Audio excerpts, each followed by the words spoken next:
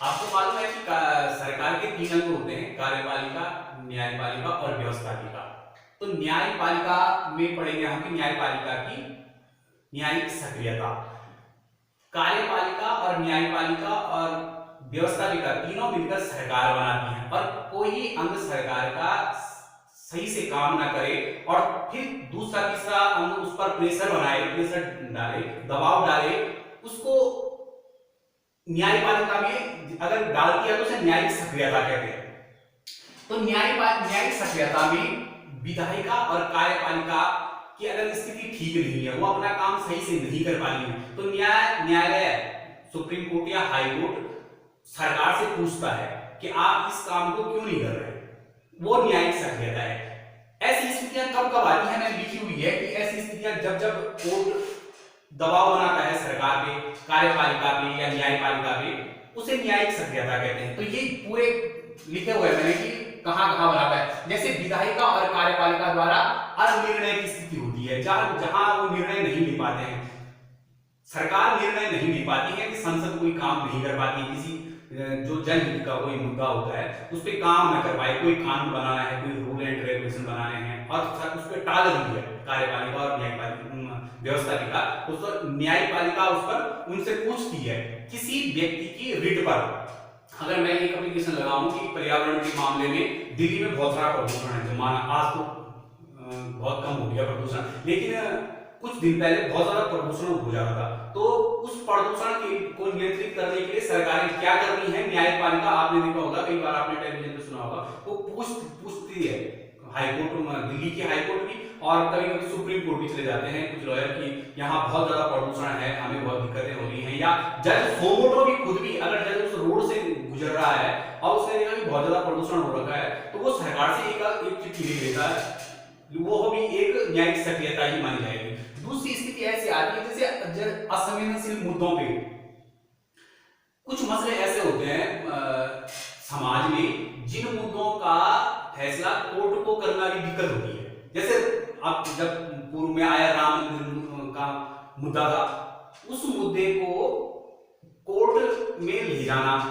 आज तो नहीं गया कोर्ट में बहुत पहले से, लेकिन कोर्ट को बहुत दिक्कत होती है उससे कि अगर एक के पक्ष में दे, क्योंकि उस भूमि का स्वामित्व लेना है किसी को, तो बहुत मुश्किल काम है वो। तो कोर्ट ने कई बार कहा कि इसको आप भारी सेटलमेंट कीजिए, इसका दिक्कत होती थी उससे। तो भले ही कोई माना नहीं, इसलिए कोर्ट ने अब ये कुछ विगत दिनों में उसका फैसला दे दिया है, लेकिन उन वहां से भी न्यायिक सक्रियता, कई बार ये मान के चलिए कि वहां भी ये न्यायिक सक्रियता है न्यायालय की, खुद ही सेटलमेंट करिए, वही इसका हम देंगे, तो कहीं कोई दंगा ना हो जाए, कोई नाराज ना हो जाए, कोई समाज, हिंदू नाराज हो जाएगा, मुस्लिम नाराज हो जाएगा। तो कोशिश करते हैं कि जो जिन मुद्दों पे कोई स्पेशल कोई उन मुद्दों का सुलझाना बहुत मुश्किल काम है। जमीन का विवाद है, वर्षों पुराना है, जब कोर्ट स्थापित ही नहीं हुई थी। अब 1947 का मुद्दा राम मंदिर का, तो 5000 वर्ष पुराना भगवान श्री राम का मुद्दा था। फिर बाबर का 16वीं 17वीं शताब्दी का मुद्दा था, तो उसको निपटाना वो कहते थे कि भारी निपटा दो उसे, भले ही उन्होंने उसका फैसला ले लिया था। तीसरा आता है गठबंधन की सरकार की कार्यपालिका के उत्तरदायित्व में कमी। आपको लगता है कि जैसे सरकार पूर्ण मेजॉरिटी की हो तो आसान होता है कि कार्यपालिका अपना काम कर लेगी, लेकिन गठबंधन की सरकार होगी तो उन मुद्दों को कई बार वो सरकार छोड़ देती है जहां विवाद सा होता है या जहां वो सहमत नहीं होते गठबंधन वाले से, दो राजनीतिक पार्टियां, और उनकी सरकार हो तो उनको छोड़ देते हैं। और बहुत जनहित का मुद्दा हो तो कोर्ट कई बार पूछ लेती है कि आप इस मुद्दे पे क्या कर रहे हो, ये उसकी सक्रियता है कि लोग परेशान हो रहे हैं, आप ट्रैफिक के लिए क्या कर रहे हो। जबकि कई बार ऐसा होता है कि किसी राजनीतिक दल का किसी प्रदेश में, जिस प्रदेश से कोई राजनीतिक दल आ रहा है वहां दिक्कत नहीं है, और दूसरे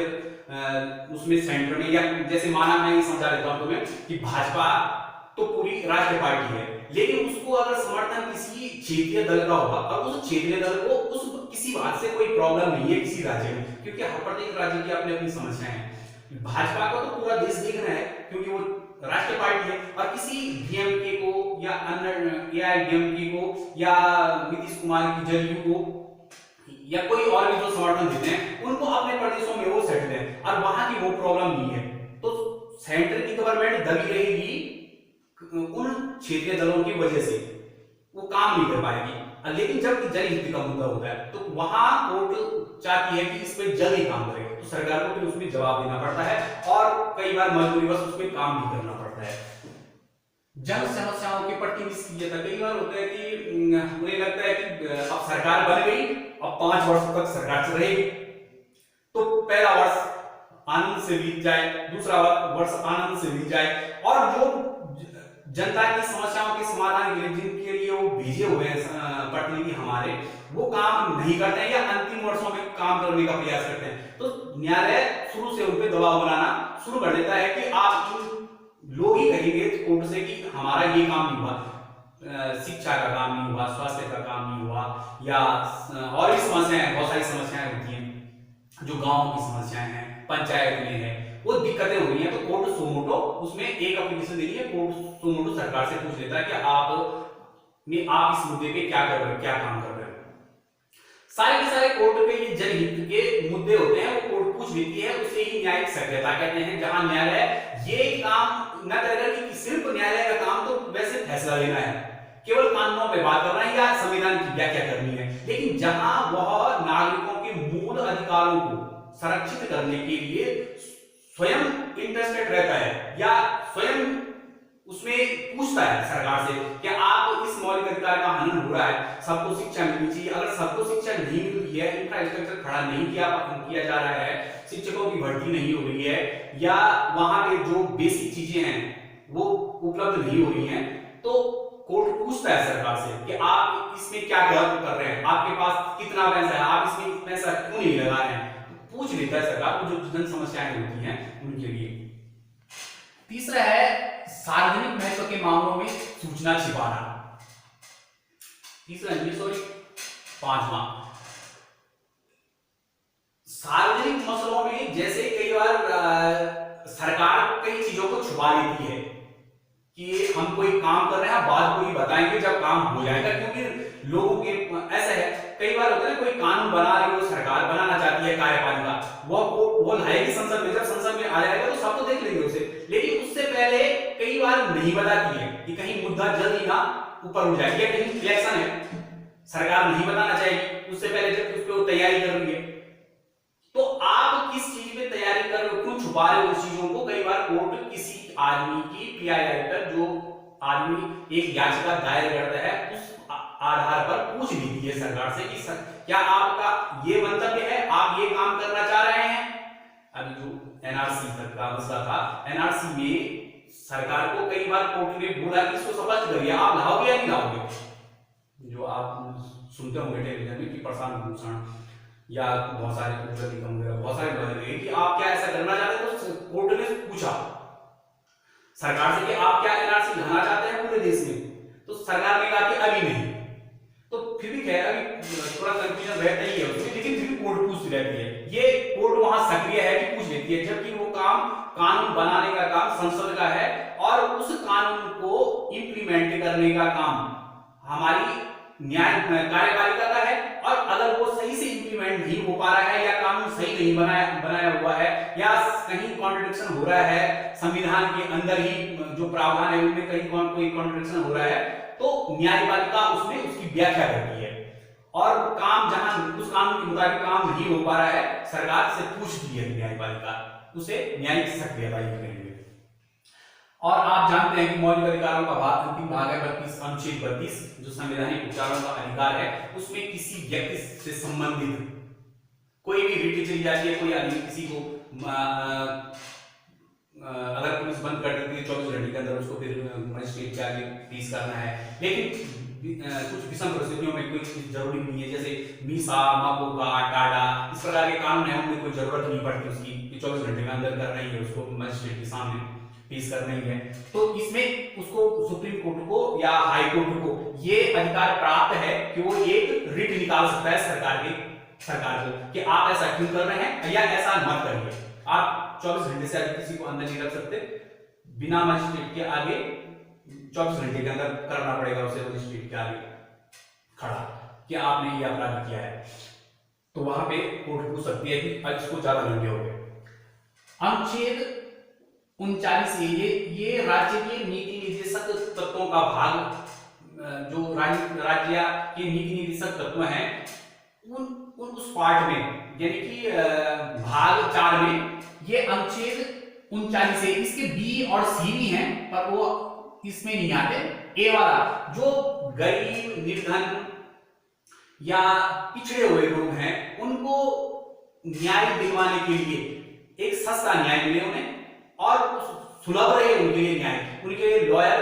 सरकार देगी। अगर किसी कारणवश वो गरीब हैं और उन पे कोई केस हो गया तो ये सरकार चाहती है कि इनकी तरफ से इनका वक्तव्य रख दिया जाए कोर्ट में, तो ये उनके लिए सुलभ करवाना, न्याय सुलभ करवाना और जल्द से जल्द फैसला करवाना।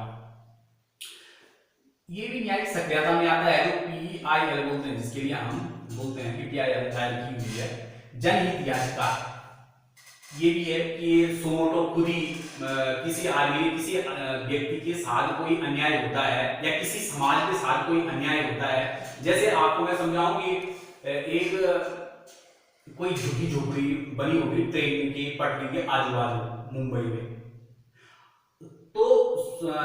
कोर्ट ने ही फैसला किया कि इसका अतिक्रमण किया है इन्होंने, ये सरकार की भूमि है, इसको तोड़ दिया जाए इन झुकी झोपड़ियों को। लेकिन जो लोग वहां पे रहते हैं और जो बुलडोजर गया वहां पे, सरकार ने आदेश निकाला कि कोर्ट ने आदेश दे दिया कि इनको तोड़ दिया जाए या ध्वस्त कर दिया जाए। सरकार ने आदेश दिया, कोर्ट ने फैसला दिया, सरकार ने आदेश दिया और जो जिम्मेदार लोग हैं वो चले गए और उनको तोड़ने लग गए। लेकिन उसके अंदर लोग रहते हैं, अब ऐसा नहीं कि उन लोगों से ही तोड़ दो, अब लोग रहते हैं तो उन्होंने कोई किसी अच्छे आदमी का या कोई जो समाज सेवक लोग रहते हैं उन्होंने कोर्ट में एक PIL दायर की कि यहाँ जो लोग रहते हैं वो कहाँ जाएंगे, इसकी व्यवस्था तो सरकार करेगी क्योंकि वो भारत के नागरिक हैं। तो उनके लिए कोर्ट ने फिर रोक लगा दी उस फैसले पे कि इस अतिक्रमण को हटाइए। तो वो PIL है और किसी व्यक्ति, एक व्यक्ति के लिए भी कोई आदमी जा सकता है और बहुत जो एप्लीकेशन देगा उसको FIR ही मान लिया जाएगा, उसको अलग से जाने की जरूरत नहीं है और कोर्ट उसे एप्लीकेशन मान लेता है, उस पर निर्णय या उस पर सुनवाई करने लगता है और जो भी जल्दी से जल्दी निर्णय लेने का प्रयास करता है वो न्यायिक सक्रियता में आएगा, जिसको जानता है कि किस महत्व का मुद्दा है ये। और बाकी न्यायिक सुधार में आता है जैसे विधिक क्षेत्र। अब विधिक क्षेत्र में जैसे आपने देखा होगा कि विधिक सेवा प्राधिकरण, एक सुप्रीम कोर्ट ने एक कार्यक्रम चलवाया, विधिक सेवा प्राधिकरण, एक अधिकरण बनाया और उसमें उन्होंने लोगों को भर्ती किया, मतलब जो पढ़े लिखे लोग हैं उनको कुछ बुकलेट बांटी और वो गांव-गांव में जाएंगे और समझाएंगे कि आपका अधिकार है आपका मूल निवास बनाना, आपका अधिकार है आपका राशन कार्ड बनवाना, आपका फोटो पहचान पत्र बनाना, आपका आधार कार्ड बनवाना, और ये कैसे बनते हैं ये समझाना हम लोगों को। तो उस प्राधिकरण का भाग था। कानूनों में सुधार, कुछ कानून आज के टाइम के लिए रेलेवेंट नहीं है, जो पहले बने हुए होंगे भूमि के लिए, भूमि सुधार के लिए या